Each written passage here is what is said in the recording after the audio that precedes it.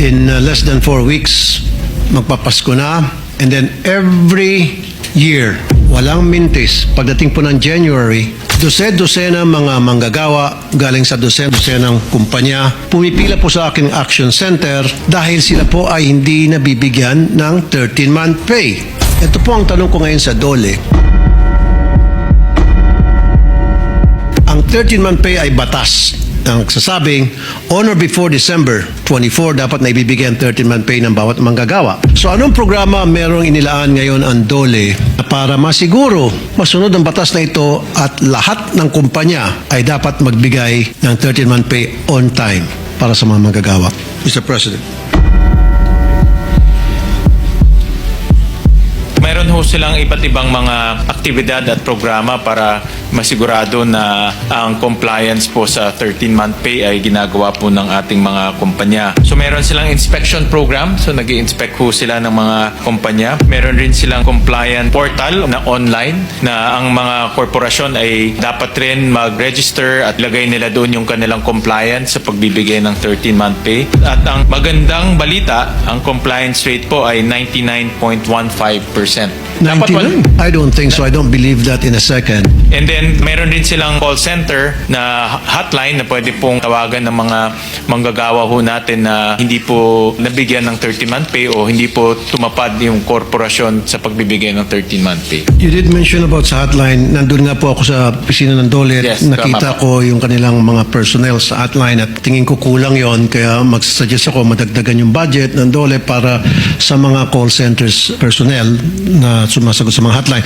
Ilang negosyo ang inyo pong na-monitor? Kasi nga po, sa aking action center all over the country from different provinces, cities, municipalities, pumupunta sa akin at nagreklamo yung kanilang kumpanya hindi po nagbigay ng 13-month pay. Eh kung yung pagmumonitor nga po sa mga kumpanya na hindi nagbibigay ng minimum wage, nagkukulang na sila, kaya nga na-hybrid ako, na pinupuntahan na po ng mga field inspectors nila, nakakalampas pa rin. Ano na po itong 13-month pay? Ano po yung parusa sa ngayon doon sa mga kumpanya na hindi po nagbigay ng 13-month pay on time o hindi talaga nagbibigay at all ng 13-month pay? Kasi sa tingin ko, walang ngipin po itong batas natin tungkol sa 13-month pay or mga kumpanya na naglalabag sa 13-month pay. Kaya nga po naabuso ito kasi walang ngipin yung batas na yan.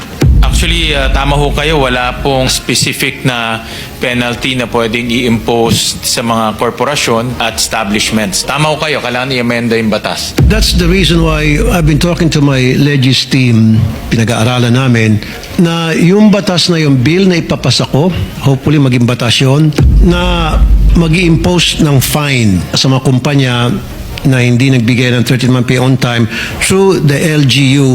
Dahil every single year, lahat ng kumpanya kailangan mag-renew ng kanilang business permit. So bago makapag-renew ang sino mang negosyante ng business permit sa BPLO, kailangan kumuha ng clearance sa DOLE o NLRC. Kapag merong complaint tungkol doon sa 13-month pay na hindi nagbibigay, then i-hold yung BPLO permit until na mabayaran yung 13-month pay plus multa. What do you think of that? Maganda ho yan. In fact, sa Valenzuela ho, meron kaming by ordinance create na office. Ito yung Workers Affairs Office. Kasi marami kaming factories, Your Honor. So, At dinalo ko yun at marami rin yes. Yeah. marami nagbabiolate. Correct. Tama ho kayo. Samot-samot violation na ron sa Okay. Valenzuela. And by ordinance, pwede pong i-revoke yung kanilang business permit. So tama po yung konsepto nyo. Mga napakaganda po. At the local level, pwede na pong ma-penalize yung mga establishments by the LGU. Kumbaga, may proof of concept na on the ground. Thank you.